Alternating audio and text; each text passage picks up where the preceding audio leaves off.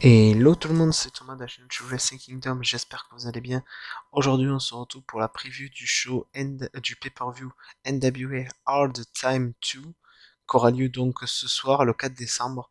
Avant de commencer par vous parler des matchs qui auront lieu et de mes pronostics, la NWA a annoncé que Mickey James serait en action, qu'il y aurait une apparition spéciale de Mick Foley, et qu'il y aura un moment hommage pour Jazz. Donc voilà. Donc maintenant que je vous ai parlé des petits autres choses hors match, maintenant on va passer directement au match. Nous passons donc au premier match qui sera un NWA Junior Heavyweight Championship Qualifying Gauntlet match, et que les ordres d'entrée seront aléatoires. Donc, qui opposera Jeremiah Plunkett contre Victor Benjamin, contre PV Hawk, contre Luke Hawk, contre Aria Devery, contre Darius Lockhart, contre Homicide, contre C.W. Anderson, contre Sal Rinolo, contre Kerry Morton, contre Jamie Stanley, contre Alex Taylor. Bon, pour ceux qui ne savent pas, la NWA a récemment lancé un tournoi pour couronner leur champion junior. Et justement, ce match-là, c'est un match de qualification où, comme vous pouvez le voir, il y a plusieurs catcheurs juniors. Donc, je vais citer, disons, trois noms que j'aimerais bien voir remporter le match. Donc, en premier nom, je vous dirais Alia Davery. Tout simplement parce que déjà en premier temps j'adore ce catcher. En second temps, il a été, comme tout le monde le sait sans aucun doute, à 5 Live, mais il a jamais eu la chance d'avoir le titre. Et je pense que la NWA pourrait être justement une chance à lui de montrer je suis un bon catcheur junior et également cruiserweight, et que j'aurais mérité un titre. En gros, ça serait une petite pique envoyée à la WWE en montrant, ouais, vous n'avez pas donné le titre, mais vous voyez ce qu'il aurait pu donner avec un titre. Donc voilà, ma première option serait Aya Davari. Après, ça veut pas dire que parce qu'il se qualifie là qu'il va gagner le tournoi, hein, attention. Après, en deuxième, je choisirai un de mes favoris de tous les temps, Homicide. Homicide, tout simplement, j'adore. Et le mec qui pourrait rendre du prestige au titre, parce que malgré tout, c'est un vétéran. Et en 3, j'hésiterais entre Jamie Stanley et, et Victor Benjamin, parce que j'adore les deux catcheurs, et les deux pourraient faire de très très très belles prestations dans le tournoi en vue des noms déjà annoncés. Mais disons, je vais aller sur celui que, disons, peu de personnes verraient, Jamie Stanley. Je sais pas pourquoi, parce que j'aime bien ce catcheur et je trouve que qui pourrait être un bon champion et qui pourrait offrir des bons matchs dans le tournoi junior. Donc, je dirais en troisième nom, Jamie Stanley.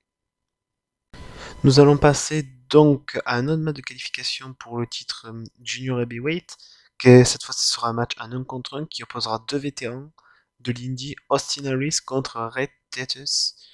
Un match que honnêtement me hype beaucoup car j'adore les deux catcheurs, même si j'ai quand même une plus grosse préférence pour Austin Harris. Je suis sûr que ce match va nous proposer un match déjà de très bonne qualité parce que les deux catcheurs sont vraiment excellents. Je ne sais plus si les deux s'étaient déjà croisés à la Ring of Honor, parce que les deux, je sais qu'ils étaient à peu près à la même période. Enfin, ils y étaient déjà à la même période, ça c'est certain. Euh, donc après qui je verrais bien ressortir vainqueur du match, je dirais quand même Austin Harris. Parce que Austin Harris, bon déjà c'est le plus connu des deux.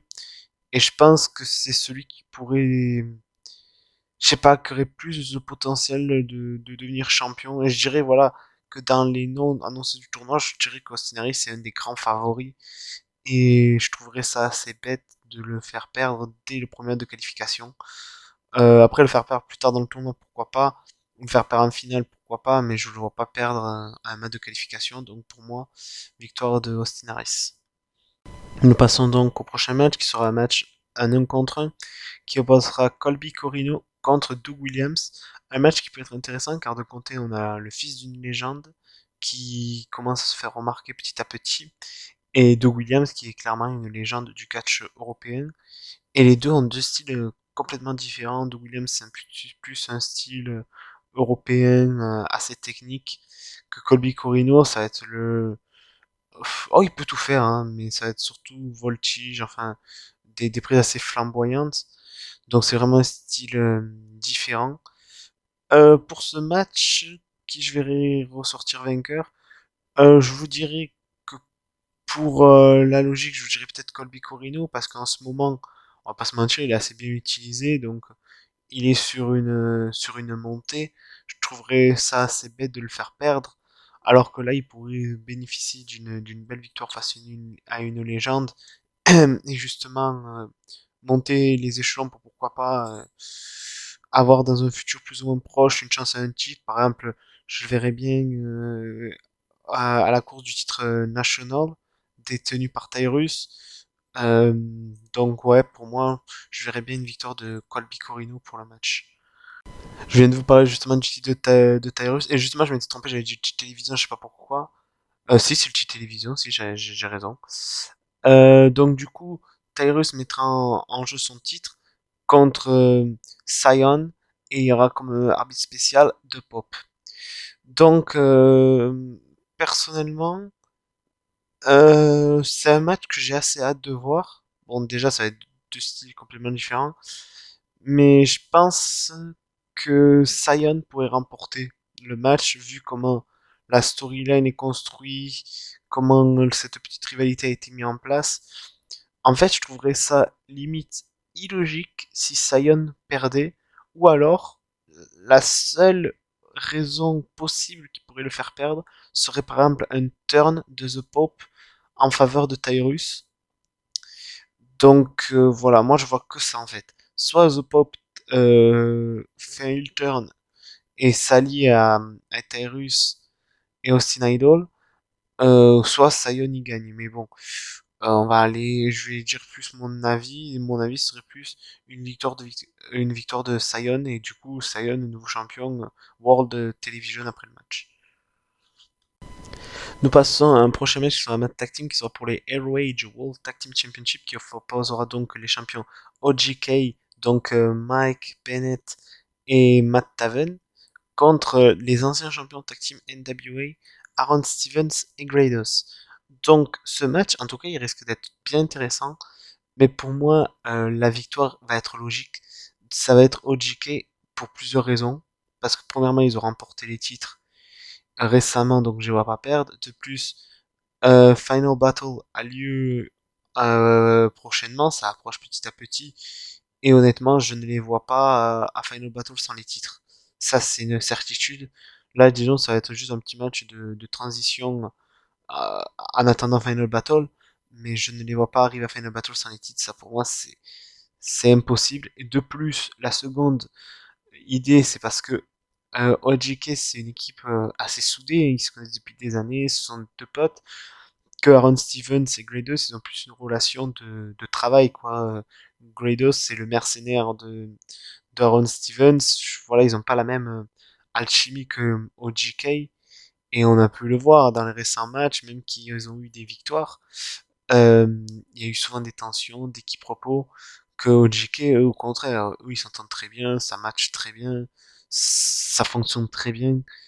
Donc pour moi, c'est presque obligatoire, je dirais même, je trouverais ça complètement débile qu'ils perdent. Donc pour moi, victoire de OGK, et j'ai envie de dire, même ça a intérêt que ça soit ça. Parce que sinon, ça aurait aucun sens, personnellement. Nous enchaînons justement par un autre match tag team pour d'autres titres tag team, qui sera cette fois-ci les NWA World Tag Team Championship, qui opposeront donc les champions tag team La Rebellion, donc Mega Wolf et Bestia 666 contre The Hand. C'est un match que vraiment j'ai assez hâte de voir, deux styles complètement différents, mais qui peuvent très bien se matcher ensemble. Honnêtement, les deux équipes, j'aime beaucoup. J'aime vraiment beaucoup. C'est deux de mes équipes favorites du côté de NWA. Donc j'ai assez hâte de voir le match.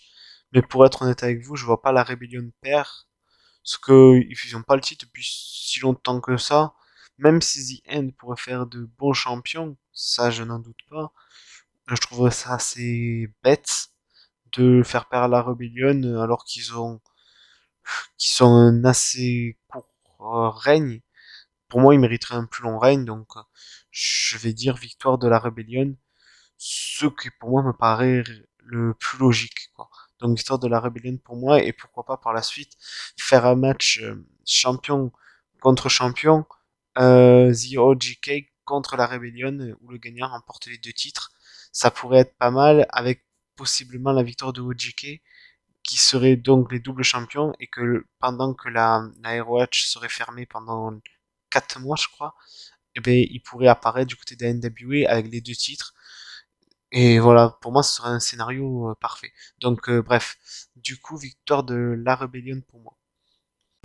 Nous passons par un autre match tag team pour encore d'autres titres tag team, qui sera cette fois-ci pour le NWA World Women's Tag Team Championship, qui opposera donc The X, donc Alison Kay et Marty Bell, qui défendront donc leur titre dans un triple menace contre une équipe composée de Lady Frost et Natalia Malkova, contre Kylie Ray et Tauti Lion. Euh, donc, un match qui peut être intéressant. Les deux équipes challengers sont des équipes, disons, comment dire, un peu, comment expliquer ça, un peu mises aléatoirement. Voilà, je veux dire, c'est pas des catcheuses qui ont l'habitude de travailler en équipe. J'avoue que l'équipe de Kylie et Line, je sais pas, c'est deux bonnes catcheuses, mais je sais pas si ça peut bien se matcher ensemble. Je sais pas pourquoi. Que de l'autre côté, Lady Frost et Natalia Malkova, je trouve que les deux matchent bien ensemble. Je sais pas pourquoi. J'aime bien les deux catcheuses en plus, et je trouve que les deux peuvent faire une superbe équipe sur du long terme. Mais pour être honnête avec vous, euh, je vois The X conserver, tout simplement parce que voilà, comme je l'ai dit, les deux autres équipes, ce n'ont pas des vraies équipes, quoi. C'est des catcheuses qui ont été associées, mais je veux dire, c'est pas des équipes autant solides que The X.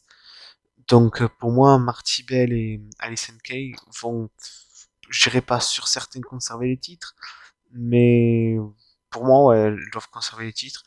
Et à la rigueur, si une des équipes challengers devait gagner les titres, je partirais plus sur Lady Frost et Natalia que sur l'équipe de Kaylee personnellement.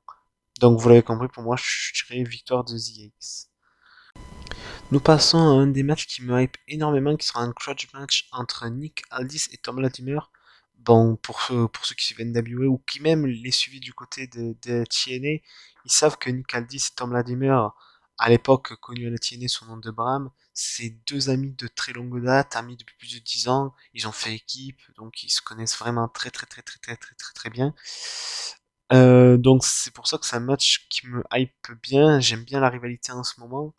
Et honnêtement, j'ai bien aimé la mise en place du face turn de Nick Aldis, comment ça a été mis en place. J'ai vraiment hâte de voir le match. Je pense que ça peut être un match assez violent entre les deux qui se connaissent bien. En plus, Tom, c'est un gars euh, qui a déjà eu des matchs hardcore, donc niveau spot oui, exceptionnel, dangereux. Je pense qu'il s'y connaît. Nick Aldis, je pense que dans des situations comme ça, il peut aussi assurer, donc ça risque de donner un match assez violent et assez bien à la fois. Pour être honnête, je verrai une victoire de Nick Aldis. Pourquoi? Parce que une victoire de Tom, ok, ça ferait une victoire d'un heel pour continuer la rivalité, mais je verrais pas trop l'intérêt pour être honnête avec vous. Donc pour moi, le plus logique ce serait Nick Aldis justement qui puisse prendre le dessus sur son ancien meilleur ami. Donc oui, voilà, pour moi, victoire de Nick Aldis, mais en tout cas, un des matchs qui me hype le plus de la soirée. Nous passons donc à l'avant-dernier match qui sera pour le NWA World Women's Championship, qui posera donc la championne Camille contre la vétérane Melina. Et là, pour être honnête avec vous, je pense que je vais dire un choix que pas beaucoup de personnes risquent d'être d'accord avec moi. Je dirais victoire de Melina. Je vais m'expliquer pourquoi. Parce que Camille, voilà, elle a été construite comme une force limite imbattable contre vraiment une top championne, une des heals. Elle a quand même battu des assez gros noms, elle a eu des belles prestations. Et je pense que voilà, même si elle perdait, je trouve que ça va pas la décrédibiliser. Euh, et je trouve, je sais pas, que Melina, elle mériterait un titre pour tout ce qu'elle apporte à la NWA et que voilà, pour un petit peu la remercier de tout le travail qu'elle a fait. Et de plus, je sais pas, je vois bien Melina être la personne de battre Camille, justement, un peu la rédemption ou le nouveau souffle d'une vétérane, ça pourrait être pas mal. Donc moi j'aimerais beaucoup une victoire de Melina. Je dis que pas beaucoup de personnes seraient d'accord avec moi parce que tout le monde va se dire oui, non mais Camille elle est battue comme ça pour justement que ça soit une autre jeune qui la batte pour mettre en avant une jeune. Mais je trouve que justement elle a été assez mise en avant en tant que top. Et là je trouve que voilà, elle, en se faisant battre par une vétérane comme Melina, ce serait pas à décrédibiliser parce qu'elle aura justement perdu face à une ancienne championne. Et justement, la personne qui battra Medina, elle par contre sera aussi mise en avant parce que ça voudra dire qu'elle aura battu une personne qui a battu limite une personne qui n'a jamais perdu, et elle battra par la même occasion une vétérane, donc ça mettrait aussi la personne qui battrait Medina en avant. Je sais pas si j'ai bien été clair dans mes propos, mais voilà, donc pour moi j'aimerais beaucoup une victoire de Melina pour ce match.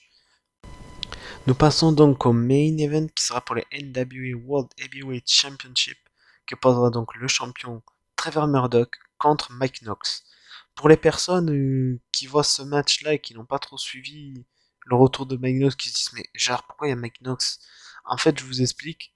Il y a eu une vidéo YouTube, ben oui sur YouTube, qui a été diffusée même sur leurs réseaux sociaux de la NWA. Si vous voulez, je vous mettrai le lien en description, il n'y a pas de souci.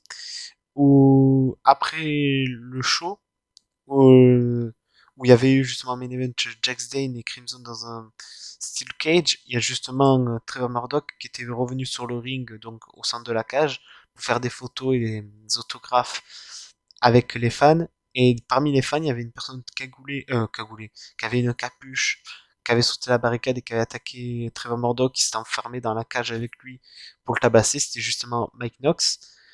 Et voilà, donc il était venu attaquer Trevor Murdoch. Et voilà. Donc pour ce match, je suis assez hypé parce que Mike Knox, ça a été un catcheur que j'ai tout le temps bien apprécié. Et là, je trouve que comparé aux dernières gimmicks qu'il avait pu avoir du côté de la TNA avec The Menagerie ou Aces and Eights, là, je trouve que ça va être une gimmick qui peut peut-être le mettre en avant parce que Magno, j'ai jamais compris pourquoi il y a aucune compagnie qui l'avait mis en avant en tant que top parce qu'il a tout, il a une gueule, il peut avoir des bonnes gimmicks badass, il a une ring assez correcte, donc, enfin, une ring de poids lourd, quoi, mais assez correcte. Mais voilà, même si j'aimerais beaucoup une victoire de Mike Knox, je parierais plus sur une victoire de Trevor Murdoch, parce que bon, je vois pas, voilà, Mike Knox, t'arrives, pam, t'as le titre, alors que Trevor Murdoch, il s'est cassé le cul pour avoir le titre, je trouverais ça illogique. Mais je pense que malgré que Trevor Murdoch va conserver, je pense que la rivalité va continuer, que même par exemple si Trevor Murdoch gagne, Mike Knox t'en va l'attaquer après le match. Enfin, je m'attends que cette rivalité va durer, quoi. Je m'attends pas que c'est juste un one shot. Après, voilà, Mike Knox et Trevor Murdoch vont passer à autre chose. Non, non, je pense qu'il y aura d'autres affrontements entre les deux, voire même des no DQ, des steel cage ou des, enfin, peu importe, mais je m'attends vraiment à d'autres affrontements assez violents entre les deux. Donc je pense que même si Trevor Murdoch conserve, la rivalité va continuer. Donc vous l'avez compris, je serai pour une victoire de Trevor Murdoch. Voilà, nous arrivons à la fin de la vidéo. Pour être honnête avec vous, la carte de Hard Time 2, elle me hype énormément, franchement. La quasi-totalité des matchs me hype énormément. J'ai vraiment hâte de regarder ce pay-per-view. Je pense que dès qu'il sera disponible, je vais vite me le regarder parce que là, les matchs me hype énormément. Je trouve que NWA, en ce moment, il nous propose des shows vraiment de superbe qualité.